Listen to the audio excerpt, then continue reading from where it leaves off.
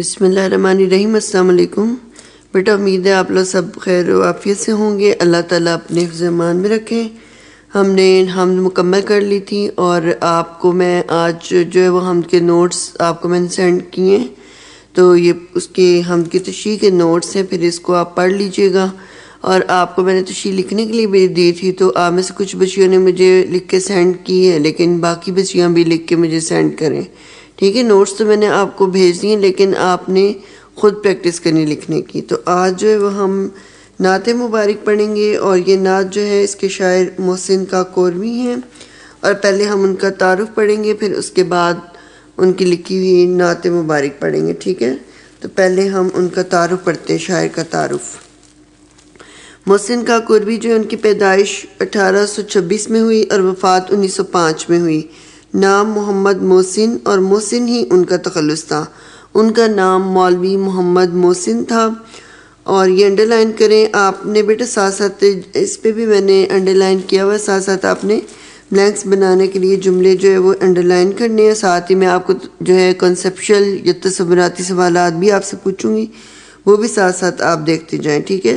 تو ان کا نام جو تھا، ان کا پورا نام مولوی محمد محسن، اور محسن ہی ان کا تخلص تھا۔ تخلص میں نے آپ کو بتایا تھا کہ وہ مختصر نام ہوتے جو شاعر اپنے کلام میں استعمال کرتا ہے، اس کو تخلص کہتے ہیں، تو ان کا تخلص محسن تھا۔ لکھنؤ کے قصبے کاکوری میں پیدا ہوئے، لکھنؤ کے ایک قصبے میں وہ پیدا ہوئے، اور یہ بھی کنسیپچل کویسچن بھی بن سکتا ہے اس سے کہ وہ کہاں پیدا ہوئے، تو وہ لکھنؤ کے قصبے کاکوری میں پیدا ہوئے۔ علوم متداولہ کے حصول کے بعد انگریزی تعلیم حاصل کی اور عدالتی کاموں میں مشغول ہو گئے۔ علوم متداولہ کا معنی ہوتا ہے کہ مروج علوم، یعنی اس دور میں جو علوم پڑھائے جاتے تھے، جس طرح کے عربی فارسی کے مختلف علوم پڑھائے جاتے تھے، اور اس میں فقہ، منطق، فلسفہ وغیرہ، تو اس طرح کے علوم انہوں نے ان کی تعلیم حاصل کی۔ تو انہوں نے ابتدائی تعلیم اپنے والد سے حاصل کی تھی، اور اس کے علاوہ ان کے استاد مولوی عبدالرحیم تھے، ان سے انہوں نے تعلیم حاصل کی، اور اس کے بعد پھر انہوں نے انگریزی تعلیم حاصل کی اور عدالتی کاموں میں مشغول ہو گئے۔ بعد ازاں یعنی اس کے بعد وکالت کا امتحان پاس کر آگرہ میں پریکٹس کرتے رہے، یعنی اس کے بعد پھر انہوں نے وکالت ہائی کورٹ وکالت کا امتحان پاس کیا، اور اس کے بعد پھر وہ آگرہ میں پریکٹس کرتے رہے۔ تو یہ اس میں کنسیپچل کویسچن بھی بن سکتا ہے کہ وکالت کا امتحان پاس کرنے کے بعد وہ کہاں پریکٹس کرتے رہے، تو وہ آگرہ میں پریکٹس کرتے رہے۔ اس کے بعد پھر اگلا پیراگراف پڑھتے ہیں۔ روایت ہے کہ محسن 9 سال کے تھے کہ انہیں خواب میں رسول پاک صلی اللہ علیہ وسلم کی زیارت نصیب ہوئی۔ تو وہ بھی کم عمری تھے، یعنی 9 سال کے تھے جب انہیں رسول پاک صلی اللہ علیہ وسلم کی خواب میں زیارت نصیب ہوئی، اور یہ بہت بڑی سعادت ہے جو انہوں نے حاصل کی، اور یہ ان کی خوش نصیبی تھی کہ بہت ہی کم عمری میں انہیں رسول پاک صلی اللہ علیہ وسلم کی زیارت خواب میں نصیب ہوئی۔ اور جو بھی رسول پاک صلی اللہ علیہ وسلم کو خواب میں دیکھتا ہے، تو وہ اصل میں بھی رسول پاک صلی اللہ علیہ وسلم کو ہی خواب میں دیکھتا ہے، کیونکہ رسول پاک صلی اللہ علیہ وسلم کی شبیہ اختیار کر کے کوئی بھی خواب میں نہیں آ سکتا، اس وجہ سے وہ خواب سچا ہوتا ہے، اور انہیں یہ سعادت ملی، اور یہ ان کی بہت خوش نصیبی تھی، جس پر اظہار مسرت کے طور پر، یعنی خوشی کے اظہار کے طور پر انہوں نے ایک فارسی نظم لکھی، جس میں بھی کنسیپشل قسم بن سکتا ہے کہ انہوں نے جو ہے وہ انہوں نے کس زبان میں نظم لکھی، تو انہوں نے جو خوشی کے اظہار کے طور پر انہوں نے فارسی میں نظم لکھی۔ محسن کاکوروی کا زیادہ تر کلام حمدیہ اور نعتیہ ہے، یعنی ان کا جو زیادہ کلام جو ہے وہ نعتیہ اور حمدیہ ہے، اور ان کی وجہ شہرت بھی ان کا نعتیہ کلام ہے۔ یہاں پہ آپ کنسیپشل کویسچن بھی بنا سکتے ہیں، یہ بیٹا انڈرلائن کرتے جائیں ہم لوگ، جو میں نے یہاں پہ جملے انڈرلائن کیے ہوئے ہیں، اس سے پچھلے 2 جملے بھی انڈرلائن کر لیں، اور یہ والا بھی کہ ان کا زیادہ تر کلام جو ہے وہ حمدیہ اور نعتیہ ہے، اور ان کی وجہ شہرت جو ہے وہ نعتیہ کلام ہے، یعنی انہوں نے زیادہ تر نعتیہ کلام لکھا ہے۔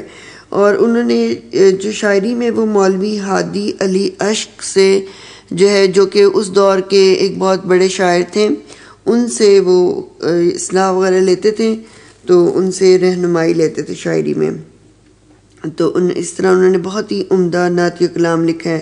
ان کا کلام کلیات نعت محسن کے نام سے طبع ہو چکا ہے، طبع یعنی شائع ہو چکا ہے۔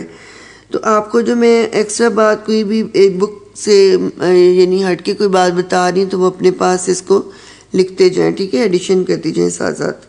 تو اس میں میں نے آپ کو یہ بتایا کہ مولوی ہادی علی اشٹ جو کہ اپنے دور کے ایک مشہور شاعر تھے، ان سے وہ اصلاح لیتے تھے اور ان کی رہنمائی ان سے لیتے تھے۔ تو انہوں نے زیادہ تر جو نعتیہ کلام لکھا ہے، اور انہوں نے مختلف جو اصناف سخن تھے ان میں طبع آزمائش کی ہے، قصیدہ بھی لکھا ہے، مثنوی بھی لکھی ہے، غزلیات بھی لکھی ہیں، لیکن ان سب جتنی بھی اصناف سخن تھی اس میں انہوں نے جو ہے وہ نعتیہ کلام لکھا ہے۔ تو اس طرح انہوں نے جو ہے وہ یعنی مثنوی بھی لکھی ہے جس کا نام صبح تجلی کے نام سے، جو کہ رسول پاک صلی اللہ علیہ وسلم کی ولادت سے متعلق انہوں نے ایک مثنوی لکھی جو بہت مشہور ان کی مثنوی ہے۔ اس کے علاوہ ایک اور مثنوی چراغ کعبہ کے نام سے بھی بہت ہی مشہور مثنوی ہے ان کی، جس میں انہوں نے معراج والے واقعے کا ذکر کیا ہے۔ تو یہ اردو کے پہلے ایسے شاعر ہیں کہ جنہوں نے سنجیدگی سے ایک فن کی حیثیت سے جو نعت گوئی کو اپنایا اور اسے اس مقام تک لے گئے کہ جہاں تک کوئی اور دوسرا نہیں لے جا سکا۔ تو اس وجہ سے انہوں نے نعتیہ کلام لکھا ہے۔ وہ خود بھی اپنی یعنی نعتیہ کلام کے متعلق کہتے ہیں کہ ازل میں جب ہوئی تقسیم نعت محسن، ازل میں جب ہوئی تقسیم نعت محسن، کلام نعتیہ رکھا میری زباں کے لیے۔ تو اس وجہ سے انہوں نے نعتیہ کلام کی وجہ سے شہرت پائی۔ تو محسن کی شاعری مجموعی طور پر زبان دانی کا ایک عمدہ نمونہ ہے جس میں عربی فارسی کے علاوہ ہندی الفاظ بھی استعمال کیے گئے ہیں، یعنی انہوں نے زبان پر بہت ہی توجہ دی ہے اور بہت خوبصورت زبان استعمال کی ہے جس میں عربی فارسی اور ہندی کے الفاظ بھی استعمال کیے ہیں۔ ویسے بھی نعت لکھنے کے لیے الفاظ جو ہے وہ بہت ہی خوبصورت استعمال کیے جاتے ہیں اور خاص طور پر بہت احتیاط برتی جاتی ہے کہ بہت ہی پاکیزہ اور شستہ اور بہت ہی خوبصورت آواز یعنی الفاظ منتخب کیے جائیں جو کہ رسول پاک صلی اللہ علیہ وسلم کے شایان شان ہوں۔ تو اس طرح انہوں نے بہت ہی خوبصورت الفاظ کا چناؤ کیا ہے۔ ان کی نعتوں میں صداقت سچائی کو کہتے ہیں، خلوص موجود ہے۔ ان کا اسلوب کہتے ہیں کسی بھی شاعر یا ادیب کا لکھنے کا وہ خاص انداز جس کی پہچان بن جائے اس کو اسلوب کہتے ہیں۔ شگفتہ رواں دواں ہے، یعنی ان کے لکھنے کا انداز جو بہت ہی خوبصورت ہے۔ اور دبستان لکھنؤ سے تعلق کی وجہ سے ان کے ہاں شوکت الفاظ پائی جاتی ہے۔ دبستان لکھنؤ یعنی شاعری کے دو دبستان بہت زیادہ مشہور ہیں، دبستان دہلی اور دبستان لکھنؤ۔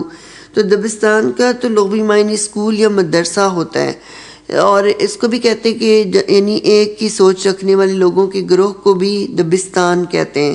تو لکھنؤ کے جتنے بھی شعراء ہیں انہیں دبستان لکھنؤ کہا جاتا ہے، اور وہ جتنے بھی شعراء ہیں وہ زبان دانی پہ بہت زیادہ توجہ دیتے تھے، بہت ہی خوبصورت زبان استعمال کرتے تھے۔ تو چونکہ ان کا تعلق بھی دبستان لکھنؤ سے تھا اس وجہ سے ان کے ہاں شوکت الفاظ یعنی الفاظ کی شان و شوکت پائی جاتی ہے۔ ان کی زبان کوثر و تسنیم میں دھلی ہوئی ہے۔ کوثر حوض کوثر کو کہتے ہیں جو کہ رسول پاک صلی اللہ علیہ وسلم جو ہے وہ حشر کے میدان میں حوض کوثر سے مسلمانوں کو پانی پلائیں گے، اور تسنیم جنت کی ایک نہر کا نام ہے۔ تو اس میں یہ بتایا گیا کہ یعنی وہ الفاظ اتنے خوبصورت منتخب کرتے ہیں، یہ اتنے خوبصورت اور پاکیزہ الفاظ استعمال کرتے ہیں جیسے لگتا ہے کہ جیسے وہ حوض کوثر یا جنت کی جو نہر ہے تسنیم اس میں سے دھل کے صاف ستھرے الفاظ ہوں۔ بندشیں کہتے ترتیب الفاظ یعنی الفاظ کا جو ربط ہوتا ہے، یہ چست یعنی موضوع ہیں، اور نادر یعنی عمدہ اور حسین تشبیہات استعارات نے ان کے کلام کو چار چاند لگا دیے۔ چار چاند لگانا یہ محاورہ ہے جس کا معنی ہوتا ہے شان شوکت یا خوبصورتی بڑھانا۔ تو جب الفاظ کو ترتیب دیتے ہیں یہ الفاظ کا جو ربط ہوتا ہے وہ بہت ہی عمدہ ہوتا ہے، اور وہ بہت ہی خوبصورت تشبیہات استعمال کرتے ہیں اور استعارات استعمال کرتے ہیں، اور اس کی وجہ سے ان کے کلام میں بہت ہی خوبصورتی پیدا ہو جاتی ہے، اور اس کی جو ہے الفاظ جو ہے وہ بہت ہی خوبصورت استعمال کرتے ہیں جس کی وجہ سے کلام بہت ہی عمدہ ہو جاتا ہے۔ ان کے ہاں الفاظ کا چناؤ مضمون کی بلندی ہمیشہ ہم آہنگ نظر آتی ہے۔ ہم آہنگ کہتے ہیں ایک رائے قائم کرنا، یعنی انہوں نے بہت ہی خوبصورت الفاظ کا چناؤ کیا اور ان کے خیالات بھی بہت بلند ہیں، اور یہ چیز ان کی قدر و کلامی کی دلیل ہے۔ قدر و کلامی کہتے کلام پر قدرت رکھنے والا، اور چونکہ وہ مکمل طور پہ قادر و کلام شاعر تھے اور ہر طرح کے انہوں نے شاعری کے اصناف پر طب آزمائی کی ہے، یعنی وہ غزل بھی لکھی ہے، قصیدہ بھی لکھا ہے، ہر طرح کی انہوں نے شاعری کی ہے۔ نعتوں کے علاوہ ان کے مجموعہ کلیات میں صحابہ کرام کے مناقب بھی موجود ہیں۔ مناقب جو ہے یہ منقبت کی جمع ہے، ٹھیک ہے، اور چونکہ انہوں نے نعت کلام بھی لکھا ہے اور اس کے علاوہ انہوں نے صحابہ کرام کے مناقب بھی لکھے ہیں۔ مناقب منقبت کی جمع ہے۔ منقبت ایسی نظم کو کہتے ہیں جس میں صحابہ کرام، بزرگان دین، اولیاء کرام کی تاریخ بیان کی جائے۔ تو انہوں نے جو صحابہ کرام کی شان میں بھی کلام لکھا ہے، اور بعض دیگر اصناف کہتے صنف کی جمع پر بھی اشعار ملتے ہیں جن میں تاریخ گوئی بھی ملتی ہیں، یعنی انہوں نے اور بھی شاعری کی جو اصناف ہوتی ہیں، شاعری کی اقسام ہوتی ہیں، جیسے مثنوی، قصیدہ، غزل وغیرہ، اس پہ بھی لکھا ہے، اور اس کے علاوہ انہوں نے تاریخ بھی لکھی ہے، اور ان کے مجموعہ کلام جو ہے کلیات نعت موسیقی